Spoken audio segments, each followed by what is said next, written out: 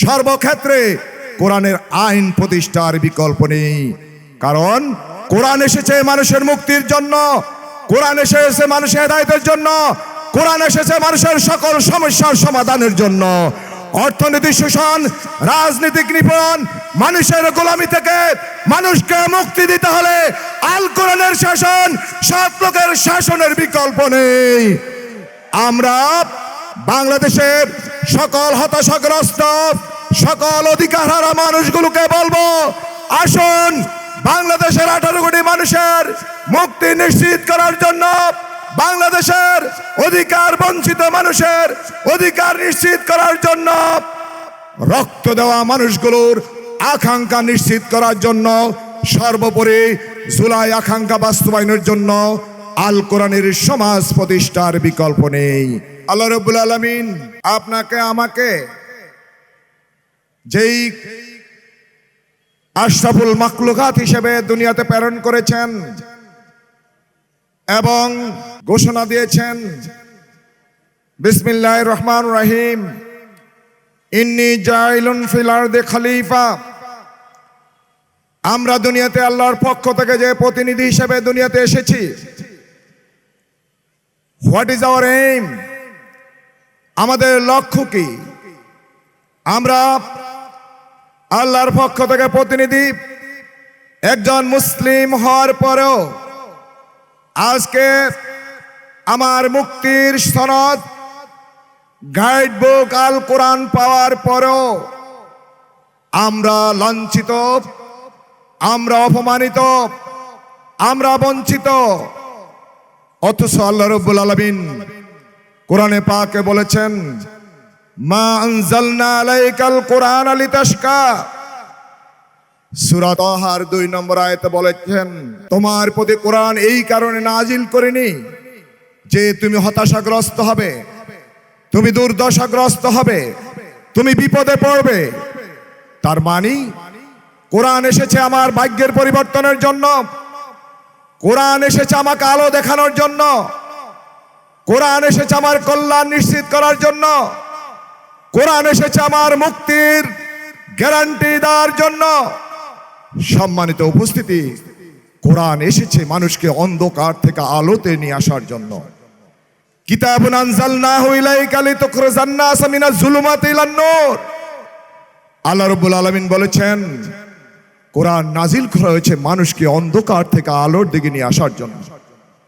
আজকে সারা পৃথিবীতে বিশ্ব মানবতার যেদিকে তাকাই, যেখানে সংকট, যেখানে বিপর্যয়, সেখানে একটি মাত্র কারণ, মানুষ কোরআন থেকে দূরে সরে গিয়েছে।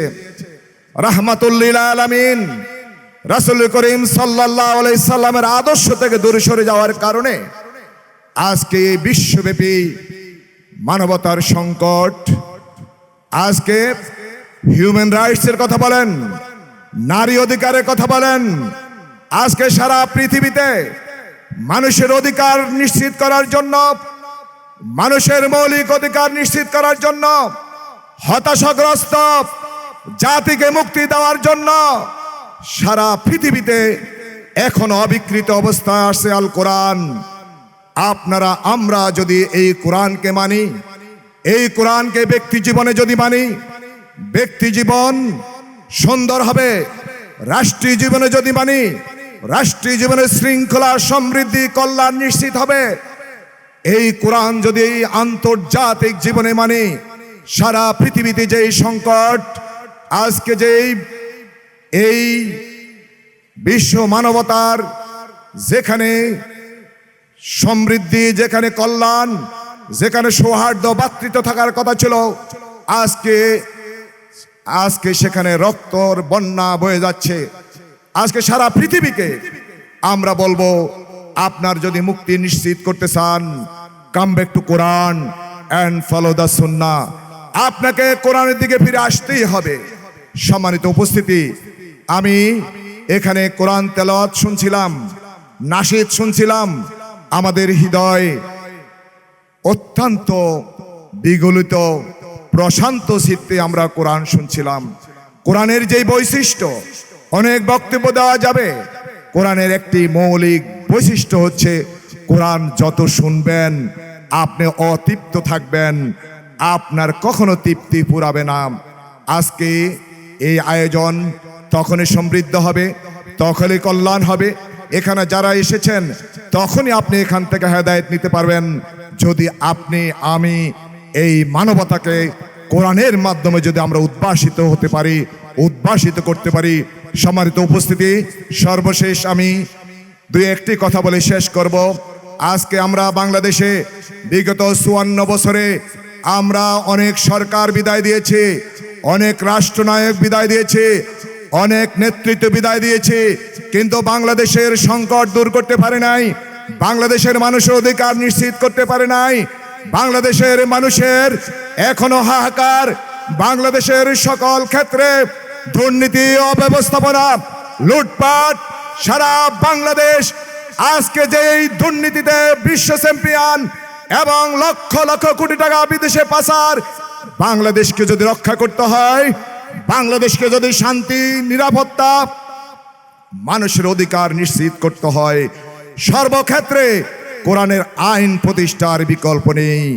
কারণ কোরআন এসেছে মানুষের মুক্তির জন্য, কোরআন এসেছে মানুষের হেদায়েতের জন্য, কোরআন এসেছে মানুষের সকল সমস্যার সমাধানের জন্য।